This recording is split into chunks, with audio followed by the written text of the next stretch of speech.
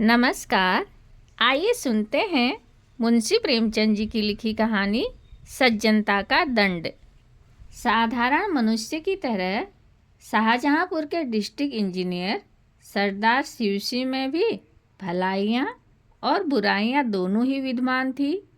भलाई यह थी कि उनके यहाँ न्याय और दया में कोई अंतर न था। बुराई यह थी कि वे सर्वथा निर्लोभ और निस्वार्थ थे। भलाई ने मातहतों को निडर और आलसी बना दिया था। बुराई के कारण उस विभाग के सभी अधिकारी उनकी जान के दुश्मन बन गए थे। प्रातः काल का समय था। वे किसी पुल की निगरानी के लिए तैयार खड़े थे, मगर साइस अभी तक मीठी नींद ले रहा था। रात को उसे अच्छी तरह समझा दिया था कि पौ फटने से पहले गाड़ी तैयार कर लेना। लेकिन सुबह भी हुई, सूर्य भगवान ने दर्शन भी दिए, शीतल किरणों में गर्मी भी आई, पर साइस की नींद अभी तक नहीं टूटी। सरदार साहब खड़े खड़े थक कर एक कुर्सी पर बैठ गए। साइस तो किसी तरह जागा, परंतु अर्दली के चपरासियों का पता नहीं।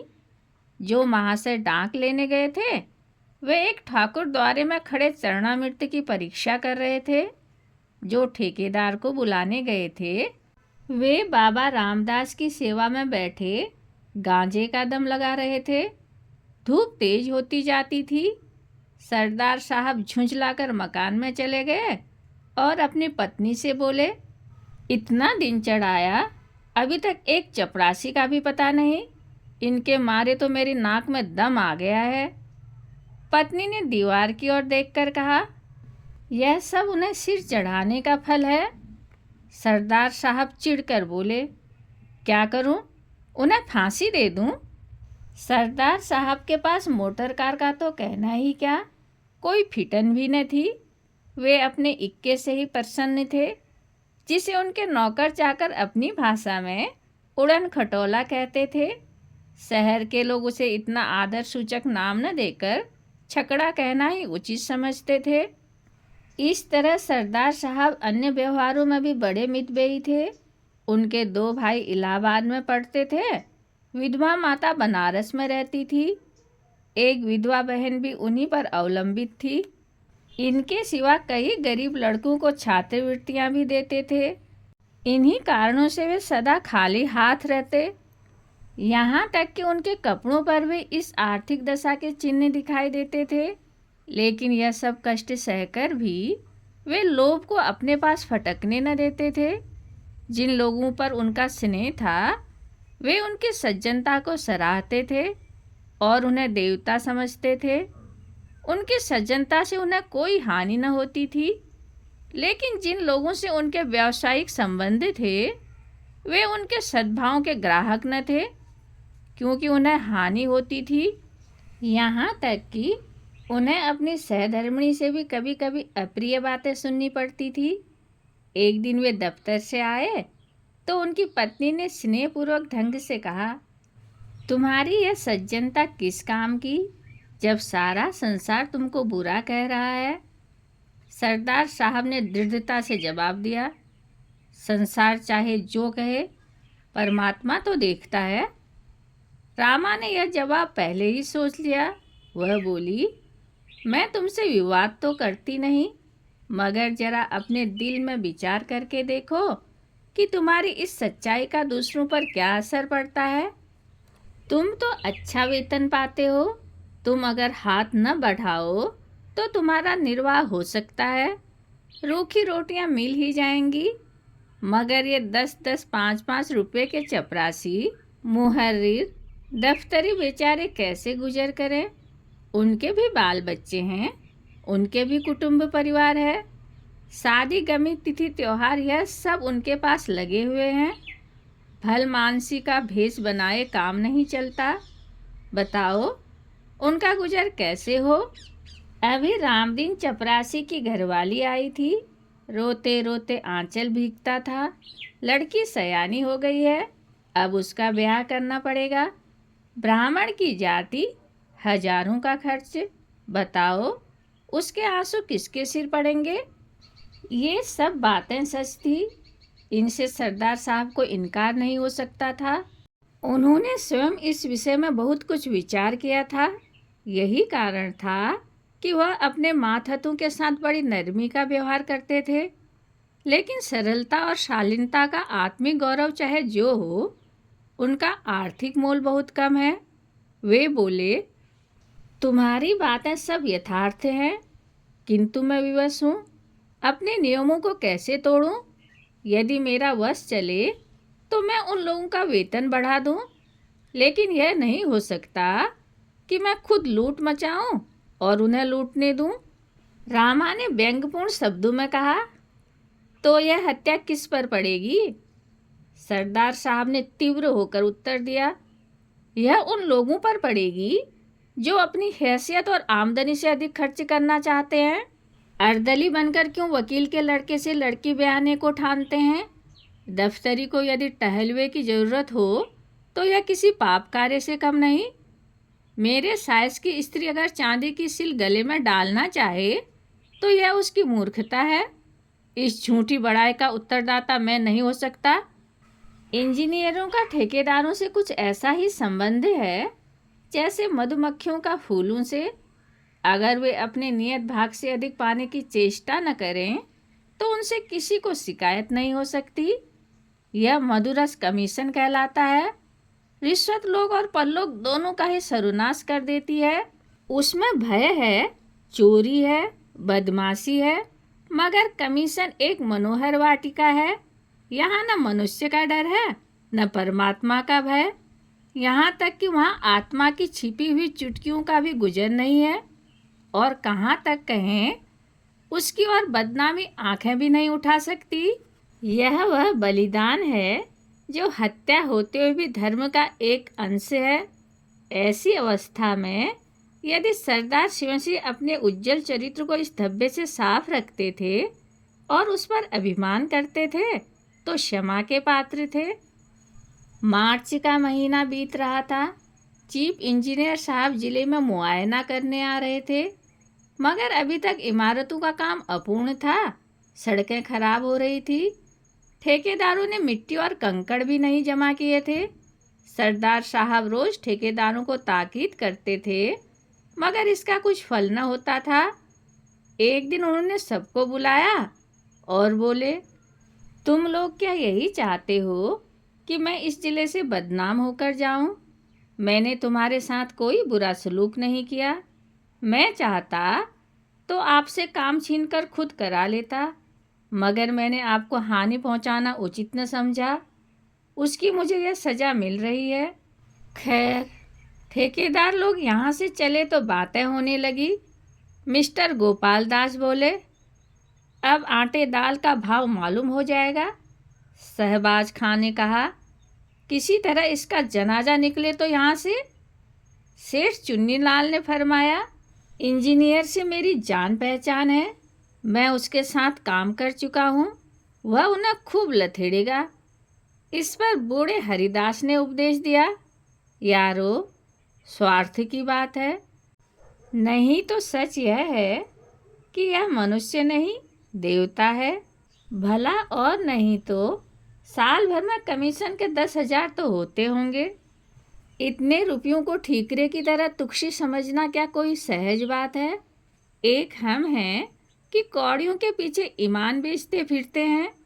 जो सज्जन पुरुष हमसे एक पाई का रवादार न हो, सब प्रकार के कष्ट उठाकर भी जिसकी नियत डांवाडोल न हो, उसके साथ ऐसा नीच और कुटिल बर्ताव करना पड़ता है। इसे अपने अभाग्य के सिवा और क्या समझें?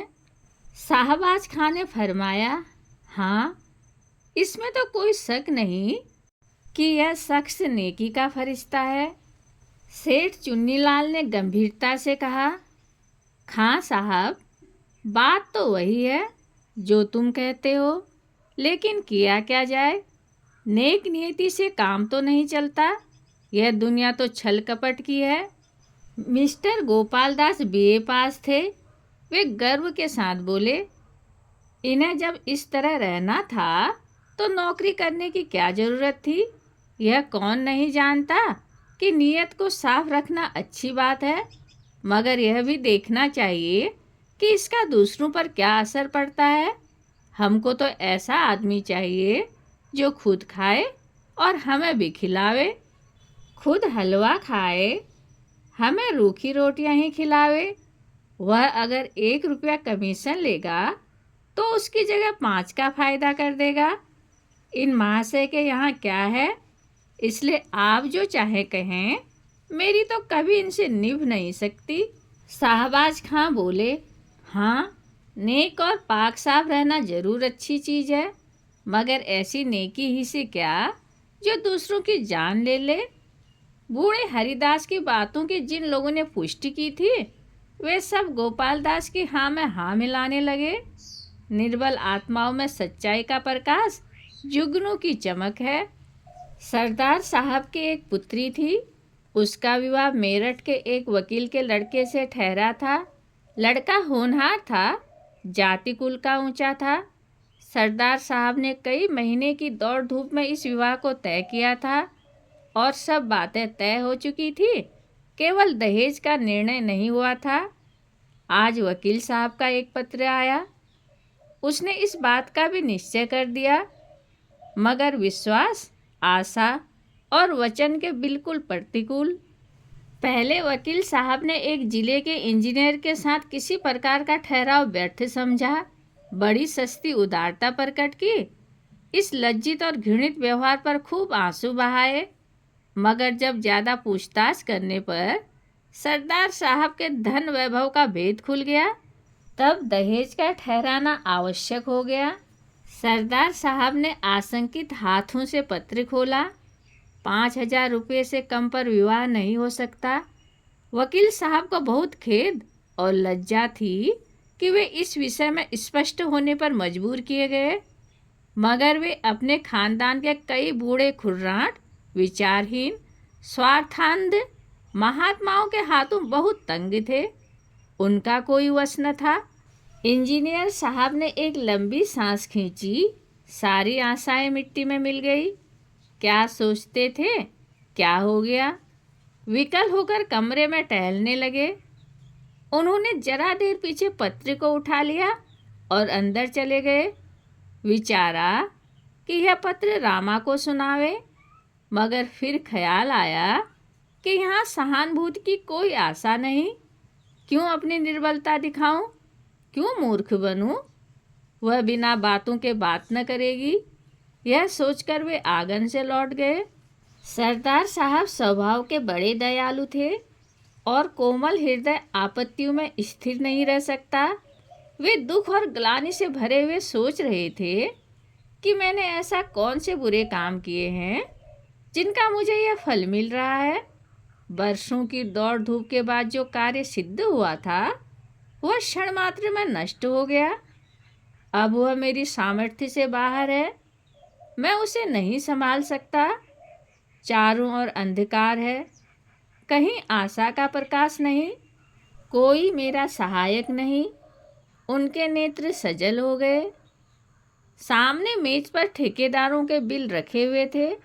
वे कई सप्ताहों से यूं ही पड़े थे। सरदार ने उन्हें खोलकर भी न देखा था। आज इस आत्मिक ग्लानि और नैराश्य की अवस्था में उन्होंने इन बिलों को सतृष्ण आँखों से देखा। जरा से इशारे पर ये सारी कठिनाइयाँ दूर हो सकती हैं। चपरासी और क्लर्क केवल मेरी सम्मति के सहारे सब कुछ कर लेंगे। मुझे जबान हिलाने की भी ज़रूरत नहीं, न मुझे लज्जित ही होना पड़ेगा। इन विचारों का इतना प्राबल्य हुआ कि वे वास्तव में बिलों को उठाकर गौर से देखने और हिसाब लगाने लगे कि उनमें कितनी निकासी हो सकती है। मगर शीघ्र ही आत्मा ने उन्हें जगा दिया। आह, मैं किस भ्रम में पड़ा हुआ हूँ।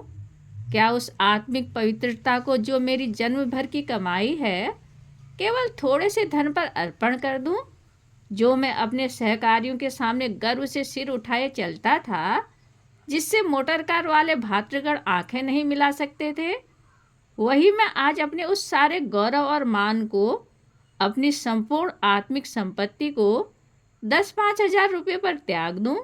ऐसा कदापि नहीं हो सकता। अब उस कुविचार को परास्त करने के लिए जिसने क्षण मात्र के लिए उन पर विजय पा ली थी, वे उस सुनसान कमरे में जोर से ठठाकर हंसे। चाहे यह हंसी उन बिल्लू ने और कमरे की दीवारों ने न सुनी हो, मगर उनकी आत्मा ने अवश्य सुनी। उस आत्मा को एक कठिन परीक्षा में पार पाने पर परम आनंद हुआ। सरदार साहब ने उन बिल्लों को उठाकर मेज के नीचे डाल दिया, फिर उन्हें पैरों से कुचला। तब इस विजय पर मुस्कुराते हुए वे अंदर गए। बड़े इंजीनियर साहब नियत समय पर शाहजहांपुर आए। उनके साथ सरदार साहब का दुर्भाग्य भी आया। जिले के सारे काम अधूरे पड़े हुए थे। उनके खानसामा ने कहा, हुजूर, काम कैसे पूरा हो? सरदार साहब ठेकेदारों को बहुत तंग करते हैं। हेड क्लर्क ने दफ्तर के हिसाब को भ्रम और भूलों से भरा हुआ पाया। उन्हें सरदार साहब की तरफ से न कोई दावत दी गई, न कोई भेंट। तो क्या वे सरदार साहब के नातेदार थे जो गलतियां न निकालते? जिले के ठेकेदारों ने एक बहुमूल्य डाली सजाई और उसे बड़े इंजीनियर साहब की सेवा में लेकर हाजिर हुए। वे बोले, हुजूर, चाहे गुलाम को गोली मार दें, मगर सरदार साहब का अन्याय अब नहीं सहा जाता। कहने को तो कमीशन नहीं लेते, मगर सच पूछिए तो जान ले लेते हैं। चीफ इंजीनियर साहब ने मुआयने की किताब में लिखा, सरदार शिव सिंह बहुत ईमानदार आदमी हैं। उनका चरित्र उज्जवल है, मगर वे इतने बड़े जिले के कार्य का भार नहीं संभाल सकते। परिणाम यह हुआ कि वे एक छोटे से जिले में भेज दिए गए और उनका दर्जा भी घटा दिया गया। सरदार साहब के मित्रों और स्नेहियों ने बड़े समारोह से एक जलसा किया। उसमें उनकी धर्मनिष्ठा और स्वतंत्रता की प्रशंसा की। सभापति ने सजल नेत्र होकर कंपित स्वर में कहा, सरदार साहब के वियोग का दुख हमारे दिलों में सदा खटकता रहेगा। यह घाव कभी न भरेगा। मगर फेयरवेल डिनर में यह बात सिद्ध हो गई कि स्वादिष्ट पदार्थों के सामने वियोग का दुख दुस्सह नहीं। यात्रा के लिए सामान तैयार था। सरदार साहब जलसे से आए तो रामा ने उन्हें उदास और मलिन मुख देखा। उसने बार बार कहा था कि बड़े इंजीनियर के खानसामा को इनाम दो, हेड क्लर्क की दावत करो, मगर सरदार साहब ने उसकी बात न मानी थी। इसलिए जब उसने सुना कि उनका दर्जा घटा और बदली भी हुई, तब उसने बड़ी निर्दयता से अपने व्यंग्य बाण चलाए। मगर इस वक्त उन्हें उदास देखकर उससे न रहा गया। बोली, क्यों इतने उदास हो? सरदार साहब ने उत्तर दिया, क्या करूं, हंसूं? रामा ने गंभीर स्वर में कहा, हंसना ही चाहिए। रोए तो वह जिसने कौड़ियों पर अपनी आत्मा भ्रष्ट की हो, जिसने रुपयों पर अपना धर्म बेचा हो। यह बुराई का दंड नहीं है, यह भलाई और सज्जनता का दंड है। इसे सानंद झेलना चाहिए। यह कहकर उसने पति की ओर देखा तो नेत्रों में सच्चा अनुराग भरा हुआ दिखाई दिया। सरदार साहब ने भी उसकी ओर स्नेहपूर्ण दृष्टि से देखा। उनकी हृदयेश्वरी का मुखारविंद सच्चे आमोद से विकसित था। उसे गले लगाकर वे बोले, रामा, मुझे तुम्हारी ही सहानुभूति की ज़रूरत थी। अब मैं इस दंड को सहर्ष सहूँगा। कहानी सुनने के लिए धन्यवाद।